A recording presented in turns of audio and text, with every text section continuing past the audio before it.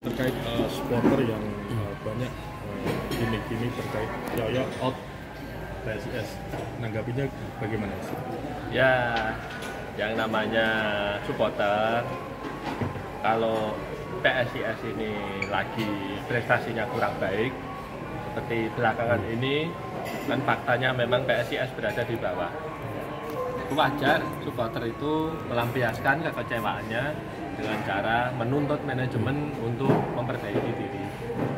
Tagar Yoyo out, hate Yoyo dan lain sebagainya, atau love PSIS, hate manajemen, itu biasa kita terima juga, nggak ada masalah. Obatnya cuma satu, kalau PSIS sudah kembali berprestasi. Nah, inilah manajemen semuanya bekerja keras seperti biasanya untuk mengembalikan prestasi PSIS ke papan atas.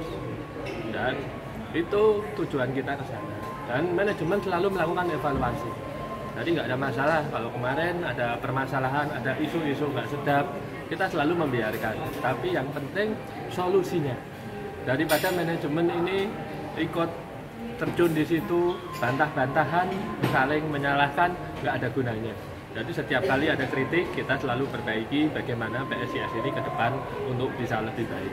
Nah, putaran kedua, kita mempersiapkan PSIS lebih baik dengan cara kandang kita siapkan biar bisa main di Semarang, pemain juga kita rekrut, fasilitas kita perbaiki, semuanya keuangan juga kita perbaiki supaya PSIS bisa ngejar ketinggalan. Nanti kalau sudah balik lagi, insya Allah tagarnya akan berubah menjadi baik.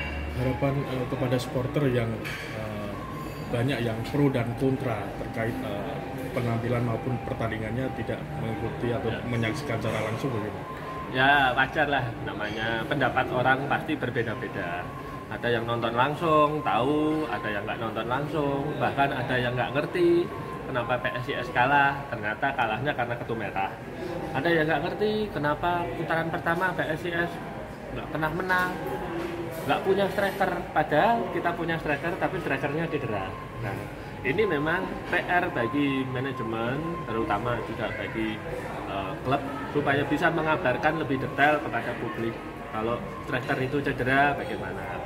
Putaran pertama kalau sudah cedera semua, gantinya biasanya di putaran kedua. Nah, memang edukasi itu memang harus selalu dilakukan tiap hari terus-menerus supaya publik pendukung PSIS ini bisa menyerap informasi yang benar dan baik.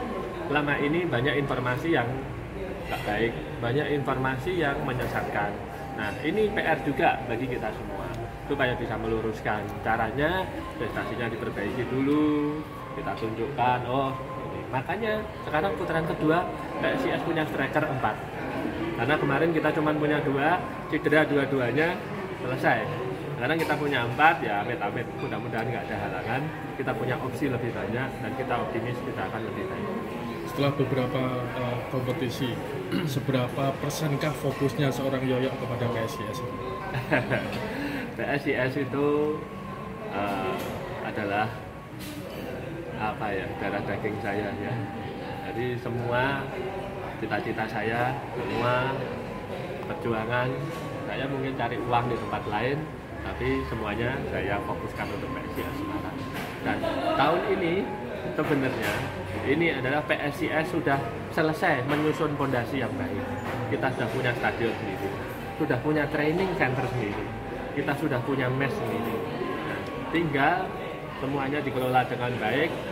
Tadi tahun ke tahun kita tinggal kejar prestasi saja. Beda dengan PSIS 4 tahun yang lalu, PSIS 10 tahun yang lalu, yang nggak punya apa-apa. Bahkan kita bermain di Liga 2, nggak punya mes, nggak punya tempat latihan. Kalau sekarang ini kita nggak bisa latihan di Semarang, kita punya tempat latihan sendiri. Nggak bisa main di Semarang lagi, kita bisa main di Jatidiri, ya, karena kita sudah fondasinya sudah kuat. Dan ini saatnya PSIS untuk bangkit. Nah, itulah makanya alhamdulillah kita sekarang saya lebih fokus di PSIS Semarang, 24 jam untuk PSIS Semarang. Doakan mudah-mudahan PSIS bisa segera bangkit, kita semua bisa terus berjalan.